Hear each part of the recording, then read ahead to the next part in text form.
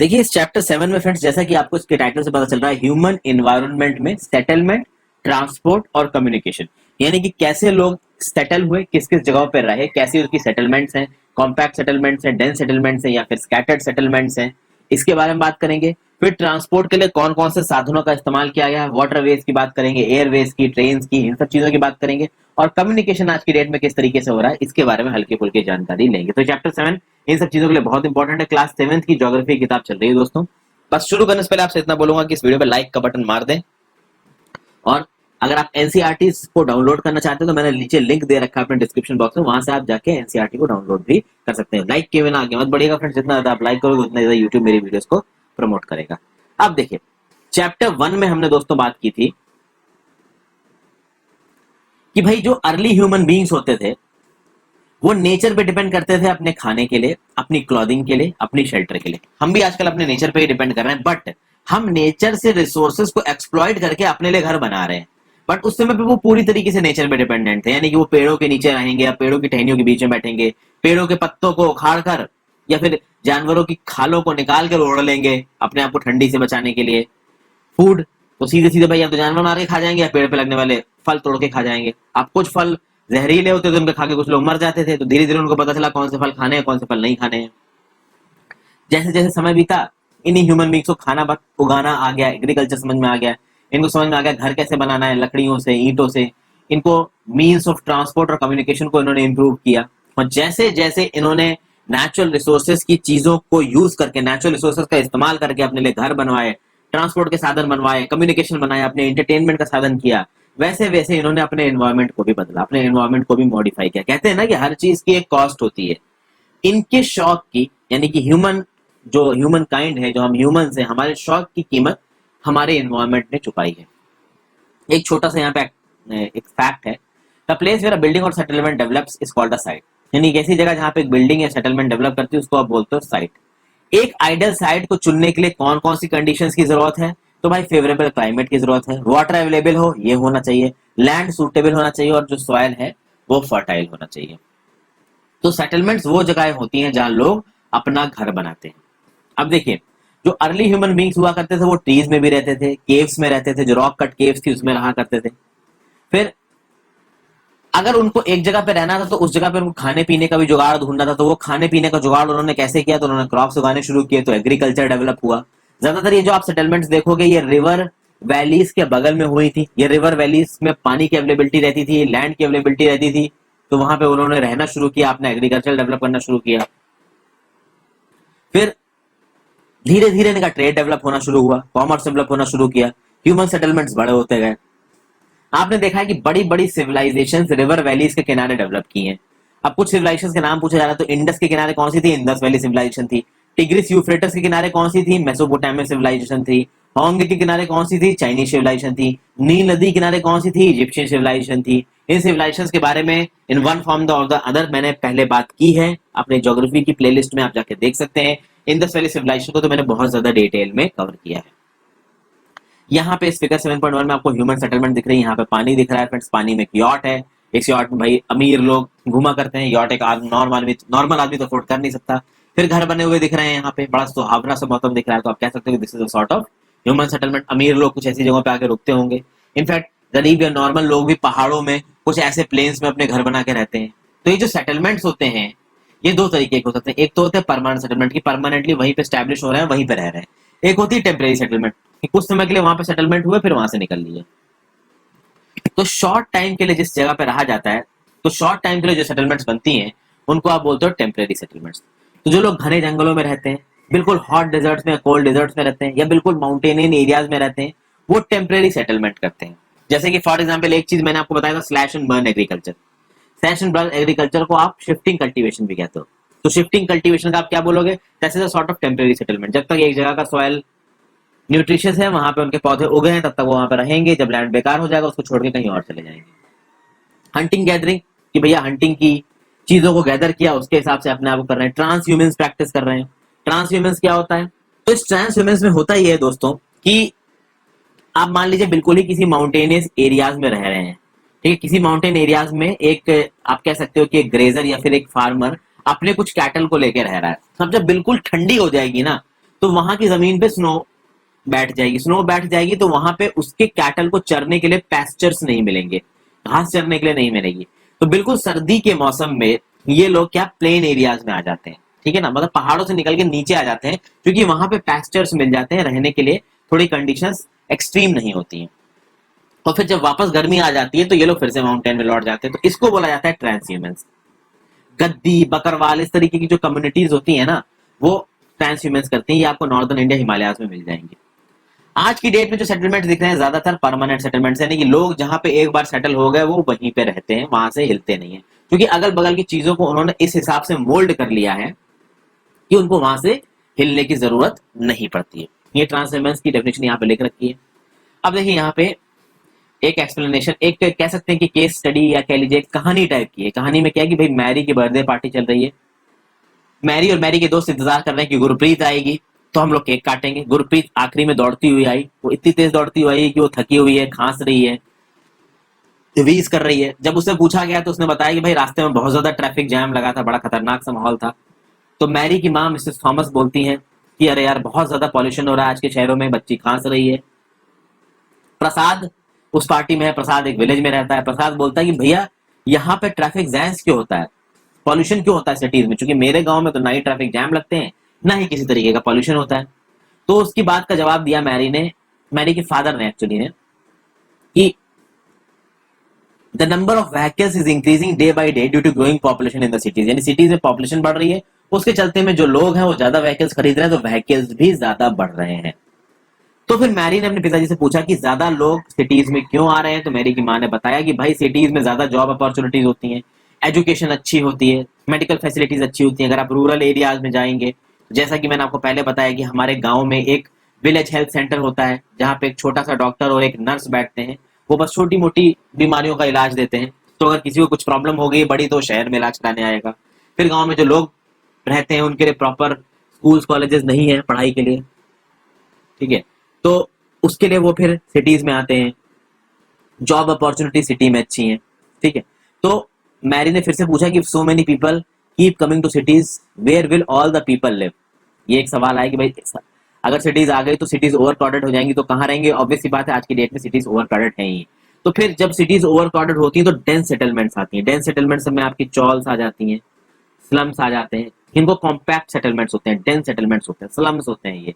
यहाँ पे लोग बहुत ही ज्यादा कंजस्टेड कॉम्पैक्ट एनवायरनमेंट में रहते हैं, कंडीशंस बहुत ज्यादा अनहाइजीनिक होती है, ना साफ पानी होता है, ना लोग कचरा अपने घर के बाहर ही फेंक देते हैं, उससे ज्यादा गंदगी होती है। कांता के केस में हमने देखा था कि जो कांता की डॉटर थी, उस डॉटर की तबीयत इसलिए खराब होती थी क्योंकि कांता एक स्लम में रहती थी, आसपास हमेशा गंदगी होती थी। फिर वहां पानी की सप्लाई नहीं होती, पावर की इलेक्ट्रिसिटी नहीं आती। तो इस तरीके से जो लोग रहते हैं सिटीज में आके उनको काफी सारी प्रॉब्लम्स झेलनी पड़ती हैं। लेकिन प्रसाद जो कि विलेज से आया था उसने बताया कि मेरे विलेज में इस तरीके की कोई भी प्रॉब्लम नहीं है। मेरे विलेज में ना सिनेमा हॉल्स हैं, ना बहुत ज्यादा अच्छे स्कूल्स हैं, ना अच्छे हॉस्पिटल्स हैं, लेकिन बड़ी बड़ी जगहें हैं, फ्रेश एयर है, पानी भी ज्यादा बरसता है, अगल बगल जंगल है, तो जंगल के चक्कर में हवा भी ठंडी रहती है। लेकिन प्रसाद ने यह भी बताया कि जब मेरे ग्रैंडफादर की तबीयत खराब हुई थी तो सिटी हॉस्पिटल लेके आना पड़ा था। तो अब आप देख रहे हैं कि फ्रेंड्स विलेजेस के अपने डिसएडवांटेजेस हैं, विलेजेस की क्या डिसएडवांटेजेस है कि अगर कोई बीमार पड़ गया तो उसको सिटी जाना पड़ेगा इलाज कराने के लिए, अच्छी पढ़ाई करनी तो सिटी आना पड़ेगा, जॉब चाहिए तो सिटी आना पड़ेगा। क्योंकि अगर आप विलेज में रहोगे तो आपके पास एक ही ऑप्शन रह जाता है, वो रहता है एग्रीकल्चर। हालांकि सिटी के लोगों के पास अपनी प्रॉब्लम है, उनके पास साफ हवा नहीं है, गंदी हवा में वो रह रहे हैं, ठीक है, पानी भी बहुत ज्यादा पॉल्यूटेड मिलता है क्योंकि आसपास इंडस्ट्रीज है जो पॉल्यूटेड कर देती है। इस तरीके की प्रॉब्लम्स आपको रूरल एरियाज में नहीं मिलती है। इन फिगर्स में आपको दो तरीके की सेटलमेंट्स दिखाई पड़ रही हैं। एक आपको दिख रही है कॉम्पैक्ट सेटलमेंट, ऊपर वाली फिगर 7.2, लोग पास पास बिल्डिंग बना के रह रहे हैं, ये तो फिर भी एक डिसेंट सेटलमेंट बोलूंगा मैं। स्लम्स की तो बहुत बुरे हालात है। और ये स्कैटर्ड सेटलमेंट है, एक पहाड़ में दूर दूर घर बने हुए हैं। स्लम्स का फिगर मैंने आपको अपने पिछली वीडियो में दिखाया था, अगर आप ठीक से देखिए मेरे वीडियोस तो आपको पता होगा। तो देखिए अगर रूरल सेटलमेंट्स को देखा जाए, अर्बन सेटलमेंट्स को देखा जाए, तो अर्बन सेटलमेंट्स रूरल सेटलमेंट से बहुत अलग होते हैं। अगर आप मुंबई जैसे शहर में आए हो तो आपको अर्बन सेटलमेंट्स दिख जाएंगे, मुंबई या दिल्ली। और अगर आप रूरल सेटलमेंट्स में गए हो तो वहां पे आपको घर दूर दूर आराम से बने हुए दिखेंगे, लोग दूर दूर रहते हैं, ठीक है, एकदम पास रहने की जरूरत नहीं पड़ती, लैंड इफेक्टिवली ज्यादा ही है वहां पे, ठीक है। विलेज में लोग ज्यादातर क्या करते हैं, तो ज्यादातर लोग तो एग्रीकल्चर में इन्वॉल्व होंगे। बच्चे कुछ लोग आप विलेज में जो पॉन्ड होगा वहां फिशिंग करेंगे, फॉरेस्ट के चीजों को निकाल के लाएंगे, क्योंकि विलेजेस के पास हमें अक्सर कर फॉरेस्ट भी दिखते हैं, क्राफ्ट वर्क करते हैं, इस तरीके की चीजें करते हैं। ठीक है, जो रूरल सेटलमेंट होते हैं वो कॉम्पैक्ट भी हो सकते हैं, स्कैटर्ड भी हो सकते हैं। ठीक है, ज्यादातर रूरल में आपको स्कैटर्ड ही मिलेंगे, कॉम्पैक्ट नहीं मिलते हैं। कॉम्पैक्ट सेटलमेंट क्या होता है? कॉम्पैक्ट सेटलमेंट वो सेटलमेंट होता है जहां पे एक एरिया में बहुत पास पास छोटे छोटे घर रहे हो और एक बहुत ही छोटे इलाके में बहुत ज्यादा घर और बहुत ज्यादा लोग हैं, तो इसको बुलाता है कॉम्पैक्ट सेटलमेंट। वहीं पे स्कैटर्ड सेटलमेंट में क्या होगा कि जो लोग हैं वो कॉम्पैक्ट नहीं रह रहे हैं, दूर दूर उनके घर बने हुए हैं, बहुत आराम से रह रहे हैं, स्पेस अच्छा खासा, जैसे कि 7.3 में आपको एक स्कैटर्ड सेटलमेंट दिख रहा है। इस तरीके के स्कैटर्ड सेटलमेंट आपको हिली ट्रैक्स में मिल जाएंगे, जंगलों में मिल जाएंगे, या फिर ऐसी जगहों पे मिलेंगे जहां एक्सट्रीम क्लाइमेट होता है, पोलर एरियाज में मिल जाएंगे।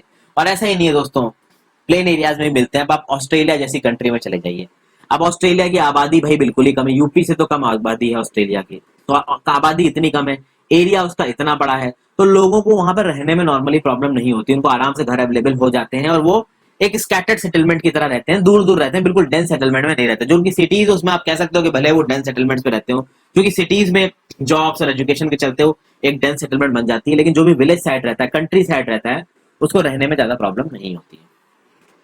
तो रूरल एरियाज में क्या होता है कि लोग घर बना लेते हैं अपने इन्वायरमेंट के हिसाब से, जैसे कि जहां पे बारिश ज्यादा होगी वहां पे वो स्लैंटिंग रूफ बनाएंगे, कुछ इस तरीके से रूफ बनाएंगे। क्यों? ताकि जब इस पे बारिश गिरी तो पानी आराम से बह जाए, एक्यूमुलेट ना हो सर की छत पे। एक्यूमुलेट होगा तो वो दीवारों के थ्रू सील मतलब नीचे टपकने लगेगा, सीलन पड़ जाएगी दीवारों में, इसलिए स्लैंटिंग रूफ्स बनती हैं। कहीं कहीं पे जो घर होते हैं वो रेज्ड प्लेटफॉर्म पे बनते हैं, स्टिल्ट्स पे बनते हैं, जैसे यहाँ पे घर देख लीजिए, हम यहाँ पे डंडों को जमीन से थोड़ा ऊपर उठा के ऐसे घर बनाए गए हैं। क्यों? क्योंकि जब पानी बरसेगा तो नीचे पानी भर जाएगा, नीचे पानी भर जाएगा तो वो पानी घरों में ना घुस जाए, इसलिए इनको रेज्ड प्लेटफॉर्म पे बनाया गया, एलिवेटेड प्लेटफॉर्म में बनाया गया स्टिल्ट की मदद से। ठीक है, लेकिन ऑब्वियसली बात, आप सोचिए ऊपर लोग रह रहे हैं और नीचे पानी जमा हुआ है, तो यहाँ पे बीमारियां भी बहुत पनपेंगी, क्योंकि स्टैंडिंग वाटर में बीमारियां बहुत पनपती हैं, ये हमें मालूम ही है। फिर गांव में आपको थिक मड वॉल्ड हाउसेस मिल जाएंगे थैच्ड रूफ्स के साथ, जहां पे बहुत ज्यादा हॉट क्लाइमेट होता है, तो भाई मिट्टी के घर बने हुए मिलेंगे, उनके ऊपर झाड़ों की आपको छत मिलेगी। हॉट क्लाइमेट में इस तरीके के जो घर होते हैं वो बहुत ठंडी देते हैं, ठंडी प्रोवाइड करते हैं अंदर।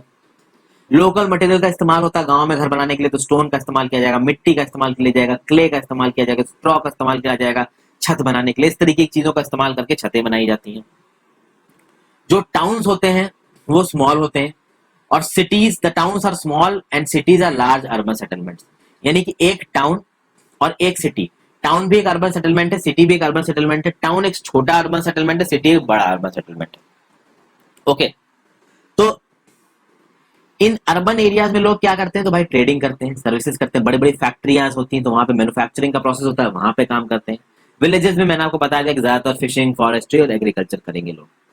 तो आप कह सकते हो कि अर्बन एरिया तब बनता है जब एक ही छोटे से इलाके में बहुत सारी फैक्ट्रियां खुल गई, बहुत सारे स्कूल खुल गए, बहुत सारे हॉस्पिटल खुल गए, तो वहां पे लोगों के लिए एजुकेशनल और जॉब अपॉर्चुनिटीज ज्यादा है, तो लोग वहां जाके ज्यादा रहने पड़ेंगे। अब एक छोटी सी जगह में इतनी सारी चीजें कंसंट्रेटेड है, तो ऑब्वियसली बात है the amount of people living in that area वो भी बढ़ जाएगा।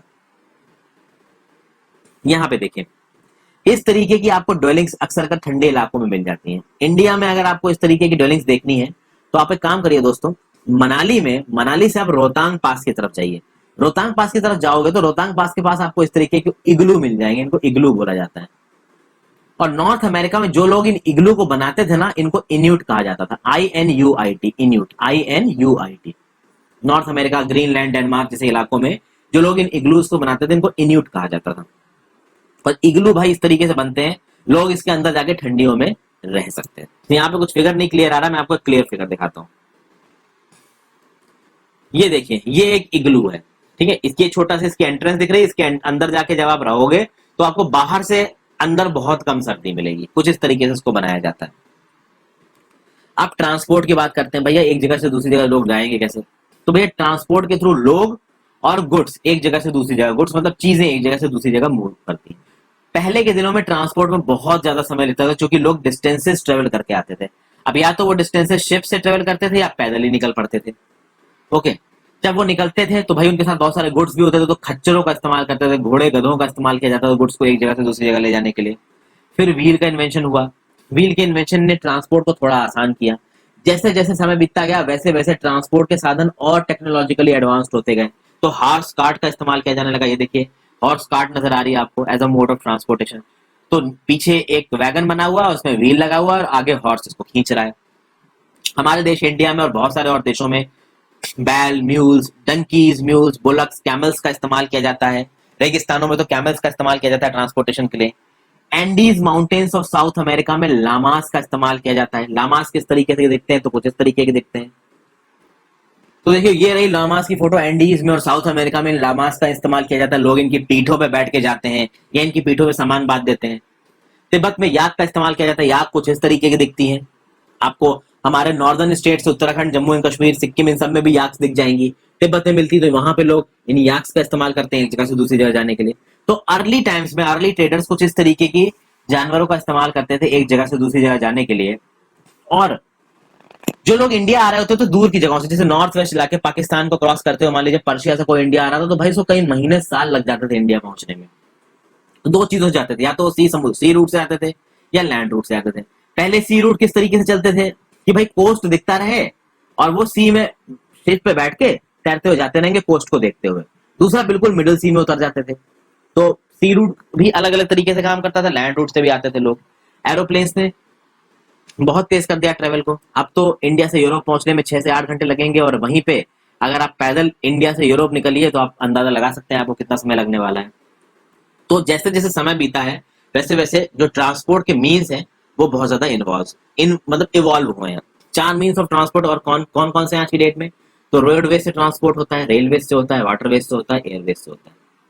अच्छा देखा जाए तो सबसे ज्यादा इन्वायरमेंट फ्रेंडली कौन सा मीन्स ऑफ ट्रांसपोर्ट है, ये मैं सवाल थोड़ा अलग हटके पूछ रहा हूँ। सबसे ज्यादा environment friendly means of transport है आपका वाटरवेज। ठीक है, वाटरवेज में सबसे ज्यादा इन्वायरमेंट फ्रेंडली है, सबसे कम एमिशन इसमें होता है। ठीक है, उसके बाद जो सबसे ज्यादा इन्वायरमेंट फ्रेंडली है वो रेलवेज है। इसीलिए इंडिया में रोडवेज को डिस्करेज करके रेलवेज और वाटरवेज पे बहुत ध्यान दिया जाता है। एयरवेज थोड़ा महंगा हो जाता है, इसलिए बल्क में सामान ट्रांसफर करने के लिए एयरवेज का प्रयोग काफी कम किया जाता है। इंडिया के बाहर जो एक्सपोर्ट होगा, इंपोर्ट होगा, उसमें से आप कह सकते हैं कि जो बहुत ज्यादा उस टाइप की चीजें हैं जिनको इमरजेंसी बेसिस पे ट्रांसपोर्ट करना है, तो वो चीजें आपकी एयर से जाएंगी, एयर कार्गो से जाएंगी, मतलब कार्गो वाले जो प्लेन्स होते हैं उनसे जाएंगी। बाकी चीजें शिप से जाती हैं। यहाँ पे छोटा सा फन फैक्ट है, उसको देखते हैं। हमारे देश में बहुत सारे स्टेट और नेशनल हाईवेज हैं, बहुत सारे एक्सप्रेसवे बनाए जा रहे हैं। एक गोल्डन क्वाड्रिलेटरल बना है। वो golden quadrilateral actually highway network है जो दिल्ली, मुंबई, चेन्नई और कलकत्ता को जोड़ता है। हमारे देश के 4 सबसे बड़े मेट्रोपोलिस को जोड़ता है। अब हम बात करते हैं रोडवेज की। अगर रोडवेज की बात की जाए इंडिया में, तो इंडिया में रोडवेज को यूज किया जाता है शॉर्ट डिस्टेंसेस के लिए और अब लॉन्ग डिस्टेंसेस के लिए भी यूज किया जाता है। तो भैया मेटल रोड्स भी मिलती है इंडिया में, जिसको पक्का सड़क बोलते हैं। अनमेटल रोड्स भी मिलती है इंडिया में, जिसको कच्चा सड़क बोलते हैं। यहाँ पे 2 एग्जाम्पल दे रखे हैं। 7.6 में आपको मेटल रोड्स दिख रही है, 7.7 में आपको कच्चा सड़क दिख रही है। इंडिया में भाई बड़ा डेंस नेटवर्क है रोड्स का। हमारे यहाँ रोड्स भाई डेजर्ट्स में भी मिल जाएंगी आपको, फॉरेस्ट में भी मिल जाएंगी, हाई माउंटेन्स में भी मिल जाएंगी। जैसे कि फॉर एग्जांपल एक मनाली लेह हाईवे है हिमालयन माउंटेन्स में, one of the highest roadways है वर्ल्ड में। अगर आप मनाली जाओगे तो मनाली से रोहतांग पास घूमने जाओगे, एक एक्सकर्शन होता है एक दिन में, गर्मी के समय पे ही होता है। अगर आप सर्दी के समय पे मनाली जाएंगे तो रोहतांग पास का जो ट्रैक है वो बंद होता है। तो मनाली से रोहतांग पास जाते हैं, फिर रोहतांग पास के आगे चले जाइए तो आप लेह पहुंच जाएंगे, लेह लद्दाख पहुंच जाएंगे। फिर उसको दूसरा रास्ता पकड़ लेंगे तो आप जम्मू एंड कश्मीर में जाके निकलेंगे। तो एक पॉपुलर बाइकिंग ट्रैक है, इसके बारे में मैंने आपको पहले भी बताया था। तो पहाड़ों को काट के भी अब भैया रोडें बना दी गई हैं। फिर आप देखोगे बहुत जगह पे आपको सबवेज दिखेंगे, अंडरपाथ्स दिखेंगे, जहाँ पे सड़क के नीचे से आपको रोड्स मिलेंगी। बहुत सारे फ्लाईओवर्स हैं जो सड़क के ऊपर से निकलते हैं ताकि ट्रैफिक कंजक्शन को अवॉइड किया जा सके, ट्रैफिक कंजेशन को। यहाँ पे ट्रेन दिखाई जा रही है आपको, इस फन फैक्ट है। जिनजिंग नाम की प्रोविंस है चाइना में, लासा तिब्बत में, इन दोनों को ये ट्रेन जोड़ती है। 4000 मीटर अबव सी लेवल पे ये ट्रेन चलती है। जो हाईएस्ट पॉइंट है जिसपे ट्रेन चलती है वो 5072 मीटर। तो आप सोचिए इस 5072 मीटर की ऊंचाई पे चाइना ने ट्रेन बना दी है। किस लेवल के हम लोग टेक्नोलॉजिकल एडवांसमेंट पे पहुंच चुके हैं। फिर रेलवेज की बात करते हैं। देखिए रेलवेज बहुत लॉन्ग डिस्टेंसेस पे जल्दी गुड्स को पहुंचाते हैं, हैवी गुड्स को, जैसे कि कोयले को ट्रांसफर करना हो, क्रूड ऑयल को ट्रांसफर करना हो, हैवी मशीनरी को ट्रांसफर करना हो, तो रेलवेज काम आती है। जो आप बड़े बड़े पोर्ट देखोगे ना इंडिया के, जैसे फॉर एग्जांपल आप मुंबई के नावा शेवा पोर्ट की बात कर लो, तो मुंबई के नावा शेवा पोर्ट है ना, उस पोर्ट के पास आप देखोगे कि रेलवे लाइंस आई हुई है। वो कार्गो रेलवे लाइंस है, वो दूर दराज इलाकों से कार्गो को लेके उस रेलवे लाइंस के थ्रू वो नावा शेवा तक सीधे कार्गो को पहुंचा देती है। और ऐसी कार्गो रेलवे लाइंस बड़े बड़े पोर्ट के पास आपको मिल जाएंगी। जो गोवा का पोर्ट है, तो गोवा के पोर्ट से बहुत सारा आयरन और एक्सपोर्ट होता है, आपको अगर आइडिया हो तो। तो उस आयरन एक्सपोर्ट को पहुंचाया कैसे जाता है गोवा पोर्ट से? ऑब्वियसली बात है, रेलवे लाइंस के थ्रू पहुंचाया जाता है।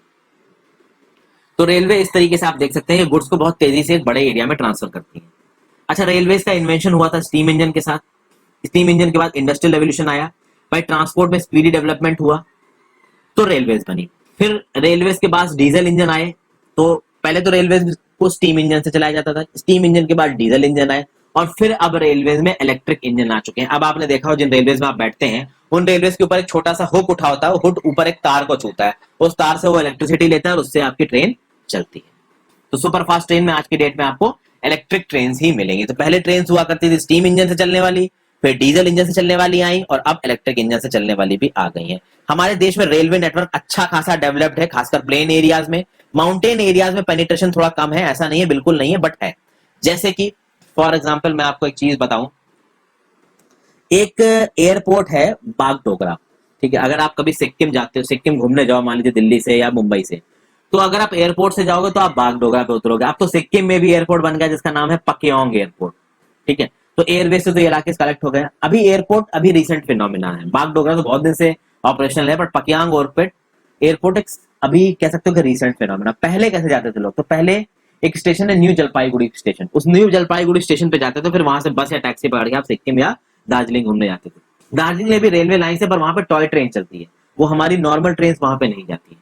तो पहाड़ी इलाकों में जैसे कि आपको ये नहीं मिलेगा कि शिमला तक ट्रेन जा रही हो, या सिक्किम तक ट्रेन जा रही हो, या भाई लेह लद्दाख तक ट्रेन जा रही हो, ये आपने नहीं सुना होगा, क्योंकि पहाड़ी इलाकों में जो ट्रेन का पेनिट्रेशन है वो कम है। वहीं पे चाइना और जापान जैसी कंट्रीज को देखोगे, खासकर चाइना देखोगे, तो चाइना ने अपने पहाड़ी इलाकों में भी ट्रेन को पहुंचा दिया। उसके बाद उनके पास उस लेवल का टेक्नोलॉजिकल एडवांसमेंट आ गया है। हमारे देश में जो रेलवे नेटवर्क है वो प्लेन एरियाज में ज्यादा डेवलप्ड है, पहाड़ी एरियाज में धीरे धीरे डेवलप हो रहा है। एडवांस टेक्नोलॉजिकल स्किल्स के साथ आज की डेट में माउंटेनियस टेरेन्स में भी रेलवे को पहुंचाया जा सका है, लेकिन माउंटेन टेरेन में रेलवे कम है। अच्छा, देखा जाए तो इंडियन रेलवे नेटवर्क एशिया में बहुत बड़ा है, चाइना से ही छोटा होगा, वैसे तो बड़ा ही है वो। अब यहाँ पे आपको एक ट्रांस साइबेरियन रेलवे नेटवर्क दिख रहा है। ये trans Siberian railway western Russia में सेंट पीटर्सबर्ग नाम की सिटी है, वहां से शुरू होगी, मॉस्को जाएगी, फिर कजान, ये सब सेंट पीटर्सबर्ग, मॉस्को, कजान, फिर आपका यखिंसबर्ग, ये रशिया की बहुत फेमस टूरिस्ट डेस्टिनेशन है। तो इन सबको पार करते हुए फिर बिल्कुल जो इसका कोस्टल इलाका है ना, व्लादिवोस्टोक, ये व्लादिवोस्टोक पैसिफिक ओशन के कोस्ट पे है। इतना लंबा रेलवे सिस्टम है, तो इसको आप बोलते हो ट्रांस साइबेरियन रेलवे। दुनिया का सबसे बड़ा लंबा रेलवे सिस्टम रशिया में है, जो कि सेंट पीटर्सबर्ग को व्लादिवोस्टोक से जोड़ता है। एक और टूरिज्म के पर्पज से एक ट्रेन शुरू हुई है, इंटरकॉन्टिनेंटल ट्रेन है, जिसका नाम है ज़ेरन गोल्ड।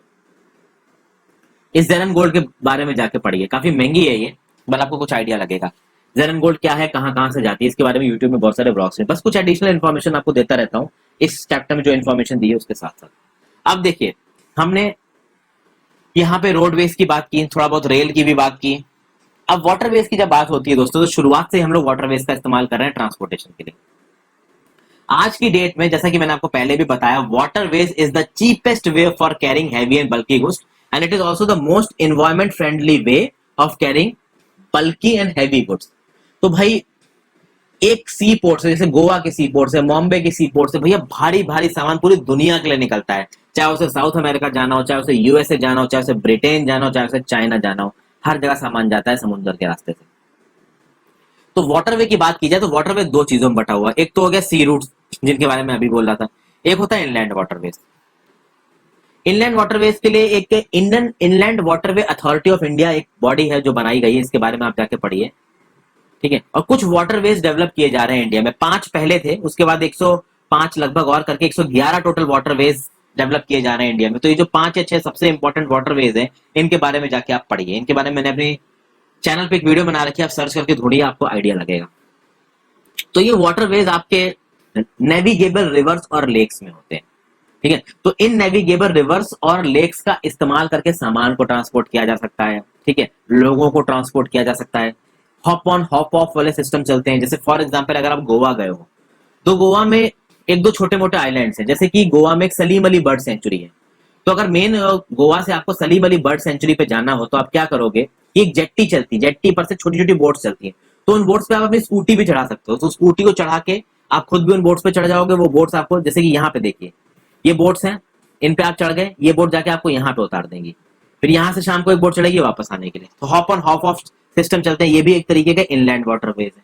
तो इनलैंड वाटरवेज और सी रूट्स दोनों का प्रयोग किया जाता है। सी रूट्स में ओशन के थ्रू जाते हैं वेसल्स, इनलैंड वाटरवेज में ऑब्वियस सी बात है नेविगेबल रिवर्स और लेक्स के थ्रू जाते हैं ये वेसल्स। कुछ इंपॉर्टेंट इनलैंड वाटरवेज आपके गंगा ब्रह्मपुत्र रिवर सिस्टम पे अवेलेबल है। फिर जो नॉर्थ अमेरिका की ग्रेट लेक्स हैं, lake Huron, lake superior, lake Ontario, वहां पे बहुत ज्यादा आप कह सकते हो कि इनलैंड वाटरवे डेवलप्ड है। जो नाइल नदी है अफ्रीका में, अफ्रीका के बहुत सारे देशों से, अफ्रीकन कॉन्टिनेंट के बहुत सारे देशों से होके गुजरती है, वहां पे भी इनलैंड वाटरवे डेवलप्ड है। समझ गए? तो इनलैंड वाटरवेज भी हैं और सी रूट्स भी हैं। और जैसा कि मैंने आपको बताया, सी रूट्स, ओशनिक रूट्स में मर्चेंडाइज गुड्स एक कंट्री से दूसरी कंट्री में जाते हैं। जो बड़े बड़े पोर्ट्स हैं, तो मुंबई में आपको नावा शेवा मिलेगा, ठीक है, न्यू कस्टम हाउस भी है।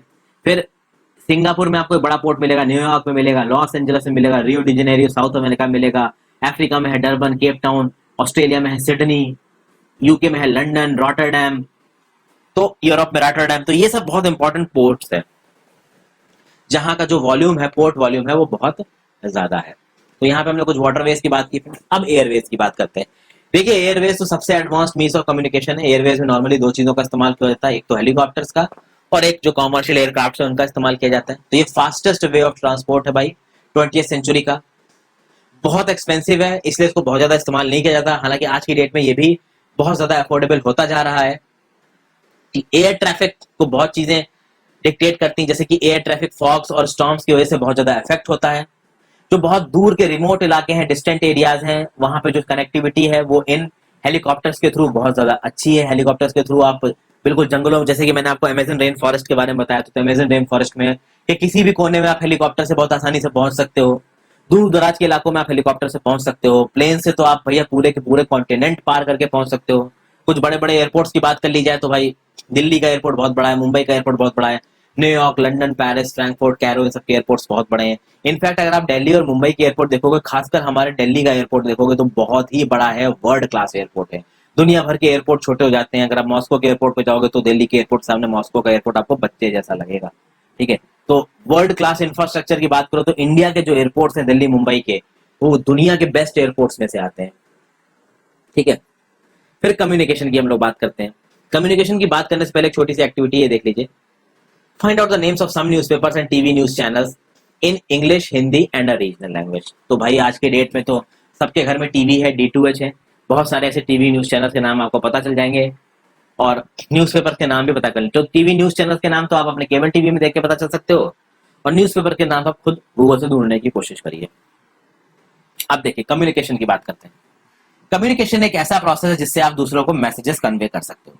जैसे जैसे टेक्नोलॉजी डेवलप हो रही है, ह्यूमन बींग्स ने नए नए तरीके ढूंढे हैं कम्युनिकेशन के। फिगर 7.2 में दिखाए इवोल्यूशन ऑफ कम्युनिकेशन सिस्टम। तो फिगर 7.2 देखते हैं। तो देखिए, शुरू की डेट में कम्युनिकेशन कैसे होता है, लोग आपस में बात करते थे तभी कम्युनिकेशन हो पाता था। बात की टाइम में चिड़ियों से कम्युनिकेशन होने लगा। अगर आपने गेम्स ऑफ थ्रोन देखा हो, ठीक है ना, तो गेम्स ऑफ थ्रोन में क्या होता था कि इन चिड़ियों के पंखों में आप एक चिट्ठी लगा के इनको भेज देते थे, तो वो दूसरी जगह जाके मैसेज डिलीवर कर देते थे। फिर बाद में भाई पोस्ट ऑफिस आ गए, तो ये डाक वाला भैया अलग जाके चिट्ठियां डाल के आता था। फिर न्यूज़पेपर आ गए, प्रिंट आ गया। हालांकि ये जो न्यूज़पेपर है ये आपके अंग्रेज राज के समय ही आ गए थे इंडिया में, प्रिंटिंग प्रेस के डेवलपमेंट के साथ साथ।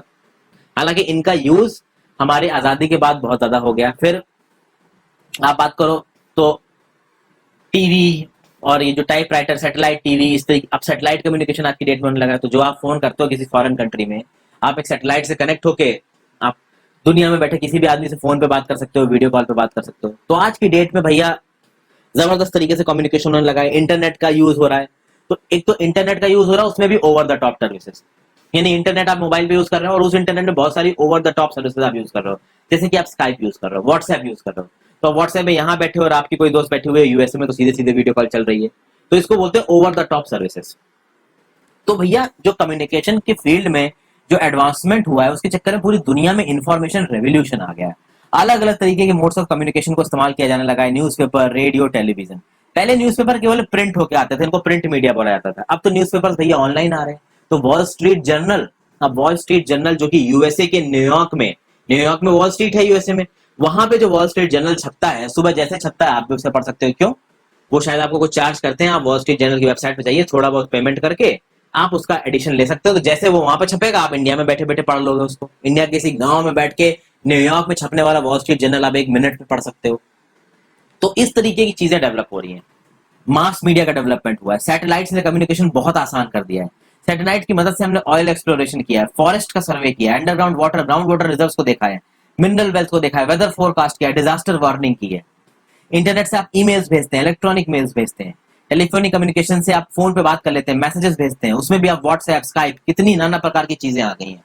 घर बैठे बैठे आप रेलवेज की टिकट बुक करते हो, एयरवेज की टिकट बुक करते हो, सिनेमा की टिकट बुक करते हो, सिनेमा बुक माई शो से आप सिनेमा की टिकट बुक करते हो, पेटीएम से आप अपने एयरवेज की टिकट बुक करते हो, मेक माई ट्रिप से। तो सब कुछ घर बैठे बैठे हो रहा है। तो आप देख सकते हैं कि इंफॉर्मेशन कम्युनिकेशन कितनी जबरदस्त तरीके से डेवलप हुआ है। यहाँ देखिए एक मैप है, इस मैप में भाई क्या नजर आ रहा है आपको, major sea ports and airports. आपको एयर रूट्स दिख रहे हैं लाल में, सी रूट्स दिख रहे हैं दूसरे में। तो ये जो नीले नीले दिख रहे हैं ये सी रूट्स हैं आपको, ये जो नीले नीले हैं ये सी रूट्स हैं, लाल वाले एयर रूट्स हैं। तो लाल में दिख रहा है कि भैया लंदन से डायरेक्ट फ्लाइट चल रही है रियो डी जनेरियो की, मुंबई से फ्लाइट चल रही है दुनिया भर की, दिल्ली जा रही है, मुंबई से फ्लाइट चल रही है मॉरिशस की। तो जो दुनिया की बड़ी बड़ी सिटीज है वो एक दूसरे के साथ फ्लाइट से भी जुड़ी हुई हैं और आप कह सकते हैं समुद्र के रास्ते से भी जुड़ी हुई हैं। हालांकि जो लोग ट्रेवल करते हैं वो ज्यादातर फ्लाइटों से ही ट्रेवल करते हैं, और जो कार्गो गुड्स ट्रेवल होते हैं वो ज्यादातर आपके सी के रास्ते से ही ट्रेवल होते हैं। हालांकि कार्गो गुड्स एयर कार्गो से भी ट्रेवल होते हैं, लेकिन जो हैवी मशीनरी होती है, भारी चीज होती है और जिसमें बहुत ज्यादा अर्जेंसी नहीं होती है, वो आपके शिप से भेज जाते हैं, क्योंकि शिप्स बहुत सस्ता होता है, उसके कंपैरिजन में एयरप्लेन से भेजना बहुत महंगा होता है। तो यार आई होप आपको इस वीडियो में कुछ ना कुछ सीखने को मिला हो फ्रेंड्स। अगर सीखने को मिला हो तो वीडियो को लाइक करके चैनल को जरूर सब्सक्राइब कर लीजिएगा। Thank you for watching, have a great day.